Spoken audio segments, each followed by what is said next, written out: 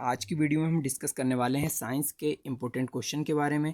Last year या फिर previous year के जितने भी एग्ज़ाम हुए उनमें जो भी साइंस से रिलेटेड इंपॉर्टेंट क्वेश्चन पूछे गए हैं उनका जो एमसीक्यूज़ है साइंस के क्वेश्चन का इस वीडियो में डिस्कस करने वाले हैं, जिसमें पार्ट 1 को लेकर आए हैं, जिसमें केवल आपको 20 क्वेश्चन देखने को मिलेंगे। यहाँ पर दोस्तों आप अपना लेवल चेक कर सकते हैं, साथ में ही जो क्वेश्चन होगा उनका लेवल लगे आपको थोड़ा ईजी लग सकता है, लेकिन इसके बाद जो लेवल है वो धीरे धीरे हार्ड होता जाएगा। तो वीडियो को पूरा देखें। साथ में दोस्तों इंपॉर्टेंट है कि जिस टाइप से एग्ज़ाम में आप क्वेश्चन को देखते हैं कि हिंदी प्लस इंग्लिश लैंग्वेज में होते हैं, जिससे कि आपको समझने में आसानी होती है, उसी टाइप से सेम वैसे ही क्वेश्चन आज यहाँ पर इस वीडियो में आपको देखने को मिलेंगे साइंस के, जो कि हिंदी और इंग्लिश फॉर्मेट में रहेंगे। क्योंकि इन क्वेश्चन में किसी भी तरह का चेंजेस नहीं किया गया है, डायरेक्टली क्वेश्चन को उठाकर इस वीडियो में हम लेकर आए हैं। तो एक बार देख लीजिए पूरा क्वेश्चन और वीडियो को पूरा देखें ताकि आप अच्छे से क्वेश्चन को समझ सकें। तो पहला इंपॉर्टेंट क्वेश्चन देखते हैं कि चुंबक का वह गुण जिसका उपयोग नाविकों तथा यात्रियों द्वारा प्राचीन काल से ही किया जाता रहा है। तो चार ऑप्शन आपको दिख रहे होंगे: प्रतिकर्षण गुण, प्रेरण गुण, दिशा संबंधी गुण और आकर्षण गुण। दोस्तों इसके अलावा यदि आपको थोड़ा सा भी दिक्कत आ रही हो हिंदी में समझने में तो आप इंग्लिश में भी ऑप्शन देख सकते हैं। तो इसका जो राइट आंसर होगा वो तो होगा ऑप्शन नंबर सी, दिशा संबंधी गुण। क्योंकि दोस्तों थोड़ा सा इसको एक्सप्लेन अगर समझें कि चुंबक को जब भी स्वतंत्रता पूर्वक, जैसे इस टाइप से एक चुंबक होता है जिसमें दो ध्रुव होते हैं, एक एन और एक एस, दो ध्रुव होते हैं, उत्तर और दक्षिण ध्रुव। तो जब स्वतंत्रता पूर्वक इसको लटकाया जाता है तो ये हमेशा उत्तरी ध्रुव और दक्षिणी ध्रुव में ही ठहरता है, मतलब उत्तर और दक्षिण ध्रुव में ही ये ठहरता है। तो इसलिए इससे दिशा का ज्ञान होता है। तो जो नाविक होते हैं वो यात्री इसको दिशा संबंधी गुण के लिए उपयोग करते थे। तो ऑप्शन नंबर जो सी है बिल्कुल इसका राइट आंसर होगा। अब अगला इंपॉर्टेंट क्वेश्चन अगर देखें तो दिवाली के दौरान पटाखे इमारत के बाहर जलाए जाते हैं, उनके जलने के थोड़ी देर बाद हमें ध्वनि सुनाई देती है, और ऐसा किस लिए होता है। तो सबसे पहले अगर हमने को समझना है कि जैसे हम पटाखे चलाते हैं तो उसके थोड़ी देर बाद हमको ध्वनि सुनाई देती है, मतलब उनकी आवाज़ें सुनाई देती है। लेकिन क्या होता है, हमको उजाला तो तुरंत दिखाई देता है। ऐसा इसलिए होता है कि जो प्रकाश की चाल होती है, ऑप्शन नंबर बी में समझिए कि ध्वनि ट्रेवल्स फास्टर देन साउंड, मतलब जो प्रकाश की चाल होती है ध्वनि की चाल से अधिक होती है, मतलब प्रकाश ध्वनि की चाल से तीव्रता से गति करता है। तो इसका राइट आंसर कौन सा होगा? ऑप्शन नंबर बी बिल्कुल इसका सही आंसर होगा। अगला इंपॉर्टेंट क्वेश्चन देखते हैं। अगला क्वेश्चन आपके सामने तो फ्रेंड्स ये है, उसकी पहचान कीजिए जो कि पशुधन का भाग नहीं है, मतलब पशुधन के रूप में जिसको यूज़ नहीं किया जा सकता है। चारों ऑप्शन में से देखना है। तो बतख को भी यूज़ कर सकते हैं, मतलब इसको पाल सकते हैं या फिर इसकी सेलिंग हो जाती है। इसके अलावा मवेशी केटल्स की भी हो जाती है, मुर्गा आपको पता ही है। लेकिन जो पिकॉक है, मोर, इसको हम पालतू की तरह मतलब पाल नहीं सकते, ना ही इसकी सेलिंग की जा सकती है, मतलब धन के लिए मोर को यूज़ नहीं कर सकते। तो ऑप्शन नंबर बी बिल्कुल इसका राइट आंसर होगा। अब अगला इंपॉर्टेंट क्वेश्चन है कि पशुओं में पाए जाने वाले, दोस्तों ठीक से पढ़ना क्वेश्चन को, पशुओं में ना पाए जाने वाले उत्तक का नाम बताना है। तो ऐसा उत्तक है जो पशुओं में नहीं पाया जाता है। तो पहले तो इसका ऑप्शन बिल्कुल सीधा याद रखना है, ऑप्शन नंबर बी, विभाज्योतक उत्तक, मतलब इंग्लिश में क्या बोलेंगे, मेरिस्टेमेटिक टिश्यू, मतलब ये टिश्यू जो है पशुओं के अंदर नहीं पाया जाता है। और बता दूं आपको, पशु के अंदर ही हम भी आते हैं, इंसान जो होते हैं पशुओं के अंदर ही आते हैं। इसके अलावा बसी उत्तक हैं, पार्श्व तंतु और संयोजित उत्तक, ये सब पशुओं के अंदर पाए जाते हैं। लेकिन एकमात्र जो विभाज्योतक टिश्यू है पशुओं के अंदर नहीं पाया जाता है।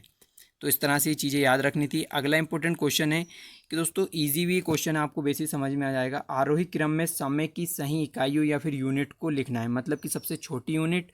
तो इसमें देखिए सेकंड, उसके बाद दिन आ गया, ये गलत हो गया। सेकंड घंटा गलत है। सेकंड मिनट ये बिल्कुल सही है, सेकंड है, फिर मिनट है, फिर घंटा है, दिन और महीना और वर्ष।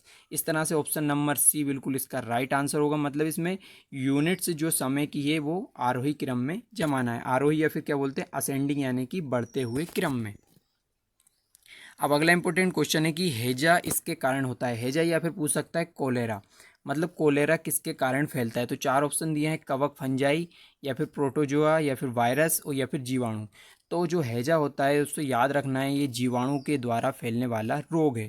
तो इस तरह से आपको याद रखना था। अब अगला इंपॉर्टेंट क्वेश्चन है कि जब सोडियम क्लोरीन के साथ अभिक्रिया करता है, मतलब सोडियम यानी कि Na और प्लस क्या होता है, क्लोरीन, Cl के साथ जब क्रिया करता है तो ये क्या बनता है, सोडियम क्लोराइड बनता है, मतलब NaCl बनता है। का निर्माण होता है। तो अभिक्रिया में ऊष्मा क्या होती है, तो इस क्रिया के द्वारा दोस्तों ऊष्मा क्या होती है, विकसित होती है, मतलब ऊष्मा बनती है। तो ऑप्शन नंबर जो सी है बिल्कुल इसका राइट आंसर होगा। ना विनिमय होगा, अपघटित भी नहीं होती है, ना फिर अवशोषित होती है, केवल विकसित होती है इस अभिक्रिया के दौरान ऊर्जा। तो ऑप्शन नंबर सी बिल्कुल इसका राइट आंसर है, याद रखना है। अब अगला इंपॉर्टेंट क्वेश्चन है कि बॉयलर चिकन का भरण क्या है।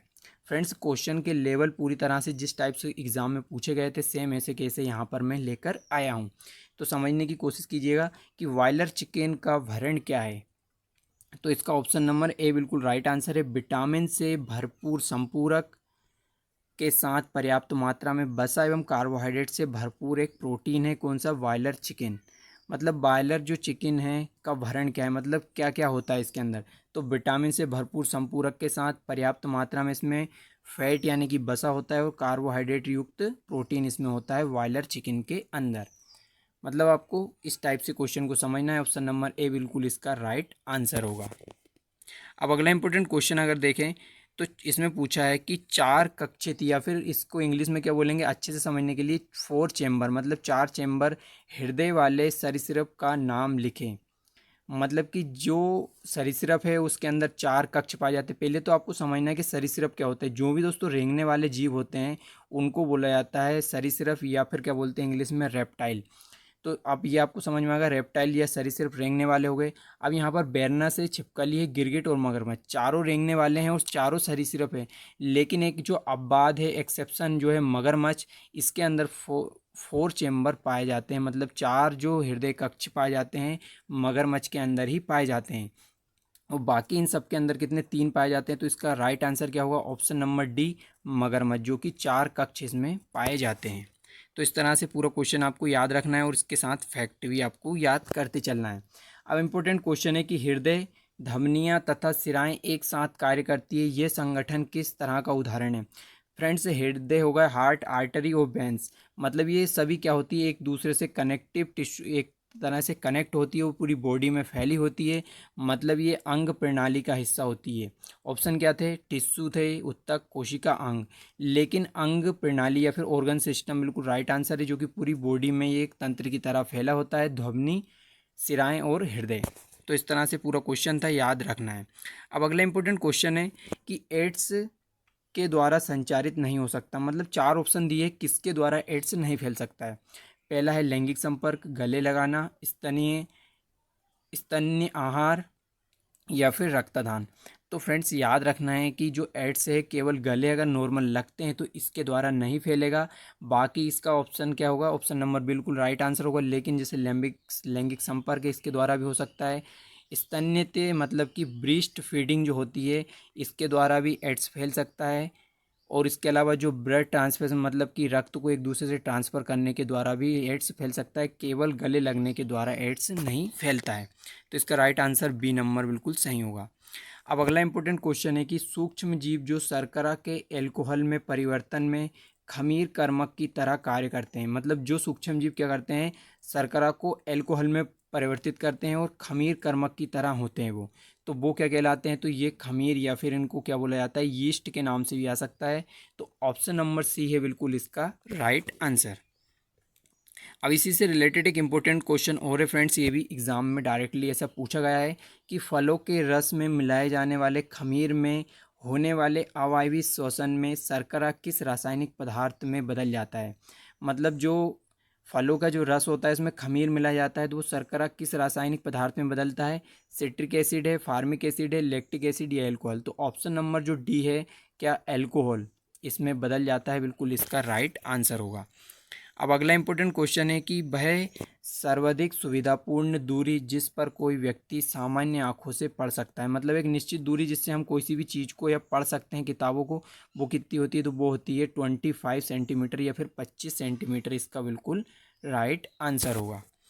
अब अगला इंपॉर्टेंट क्वेश्चन है, पानी के शुद्धिकरण की कौन सी पद्धति कीटाणुओं को नहीं मारती है। मतलब कि 4 इसमें दी है, ऐसी कौन सी पद्धति जिसके द्वारा जो पानी के अंदर कीटाणु नष्ट होंगे। तो पहला है उबालना, छानना, आशवन या फिर क्लोरीनीकरण। तो याद रखना है छानने, इसका राइट आंसर पहले देख लेते हैं, ऑप्शन नंबर बी फिल्टरेशन या फिर छानते हैं जब हम पानी को, तो उसमें क्या होता है दोस्तों, याद रखना है कि केवल पानी का जो ऊपर कचरा रहेगा वही साफ़ होगा, उसके द्वारा कीटाणु किसी तरह से नष्ट नहीं होंगे। तो ये तो क्लियर होगा। उबालना या फिर बॉइलिंग में नष्ट हो जाते हैं कीटाणु, आशवन या फिर डिस्टिलाइजेशन में हो जाते हैं और क्लोरीनीकरण में भी नष्ट हो जाते हैं। तो ऑप्शन नंबर जो बी है छानना, इसका बिल्कुल राइट आंसर होगा।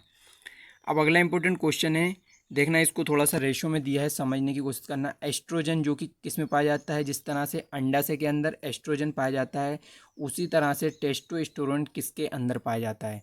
तो जिस तरह से याद रखना है, एस्ट्रोजन क्या है, फीमेल के अंदर एक हार्मोन से जो कि अंडाशय में पाया जाता है, उसी प्रकार से टेस्टोस्टेरोन एक मेल हार्मोन से है जो कि मनुष्य के या फिर मेल के किस में, वृषण में पाया जाता है या फिर टेस्टिस के अंदर पाया जाता है। तो ऑप्शन नंबर जो है ए बिल्कुल इसका राइट आंसर है।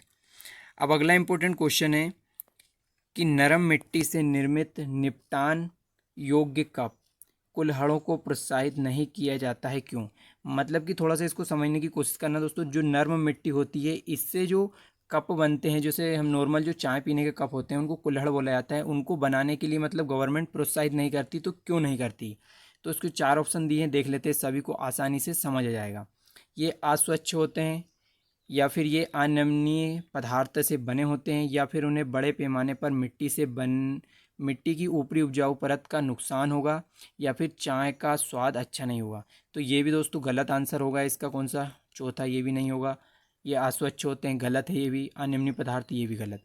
ऑप्शन नंबर सी इसका राइट आंसर होगा, क्योंकि अगर हम जो कप बनाने के लिए मिट्टी की, जो नरम मिट्टी की ऊपरी परत लेंगे, तो उससे क्या होगा, जो मिट्टी की उपजाऊ परत है वो एक तरह से धीरे धीरे नष्ट होती जाएगी और मिट्टी की जो उपजाऊ शक्ति है वो धीरे धीरे से खत्म हो जाएगी। तो ऑप्शन नंबर सी में देखिए इसी तरह से लिखा है कि उन्हें बड़े पैमाने पर बनाने से मिट्टी की उपजाऊ परत क्या होगी, उसका नुकसान होगा और वो धीरे धीरे नष्ट होने लगी। तो ऑप्शन नंबर सी इसका बिल्कुल राइट आंसर होगा। अब अगला इंपॉर्टेंट क्वेश्चन है कि पीलिया होने की दशा में कौन सा अंग प्रभावित होता है। जब हमको पीलिया होता है, या फिर इंग्लिश में क्या बोलते हैं इसको दोस्तों, याद रखना है, जॉन्डिस। हिंदी में भी ऐसा लिखा सकता है, जॉन्डिस जब होता है तो शरीर का कौन सा अंग प्रभावित होता है। तो बॉडी में जो यकृत है, लीवर, ये इसमें सबसे ज़्यादा प्रभावित होता है पीलिया होने की दशा में। तो इसका राइट आंसर क्या है, ए होगा यकृत। अब अगला इंपॉर्टेंट क्वेश्चन है कि निम्न में से एक से सुनामी होने की संभावना है। मतलब 4 ऑप्शन दिए, किस एक कारण है कि जिसके कारण सुनामी आ सकती है। तो बिजली है, वायु है, अधोजल भूकंप है, या बर्फ है। अब इसको आसानी समझते, पहले तो ये समझते सुनामी क्या होती है। सुनामी जब होती है दोस्तों, जब जो समुद्र होता है इसमें पानी की जो लहरें होती है बहुत ऊंची ऊंची उठती है। तो ऐसा होता क्या है, जब जो जल होता है और इसके नीचे क्या होती है, परत भी होती है, इसके अंदर जब भूकंप आता है फ्रेंड्स, और इसके अंदर जब भूकंप आता है तो क्या होता है, जो जल का स्तर है वो असामान्य हो जाता है। मतलब इसमें समुद्र में ऊंची ऊंची लहरें उठने लगती है और इसी को क्या कहा जाता है, सुनामी कहा जाता है। तो हिंदी में आपको समझ नहीं आएगा, अधोजल भूकंप, इसका मतलब यही है कि जब जल के अंदर भूकंप आता है तो उसको अधोजल भूकंप कहते हैं। इंग्लिश में समझे इसको, अंडर वाटर अर्थक्वेक। तो ये कारण है सुनामी आने का, एक प्रमुख कारण है। तो इस तरह से पॉइंट आपको याद रखना है। ऑप्शन नंबर सी इसका बिल्कुल राइट आंसर होगा। अब अगला इंपॉर्टेंट क्वेश्चन है कि अपशिष्ट जल उपचार की प्रक्रिया को कहा जाता है। मतलब जिसके द्वारा हम जो अपशिष्ट या फिर क्या बोलते हैं वेस्ट वाटर होता है, उसको अगर हम उपचार करें या फिर ट्रीटमेंट करें, वो प्रक्रिया क्या है। 4 ऑप्शन दिए हैं, विलवडन, जल प्रदूषण, क्लोरीनीकरण और मलजल शोधन। हिंदी में दोस्तों आपको मलजल शोधन समझ में नहीं आ रहा, इंग्लिश में देखिए सीवेज जो रहता है अपशिष्ट पदार्थ, उसका जो ट्रीटमेंट होता है उसी से क्या होता है, अपशिष्ट जल का उपचार किया जाता है। तो ऑप्शन नंबर डी बिल्कुल इसका राइट आंसर होगा।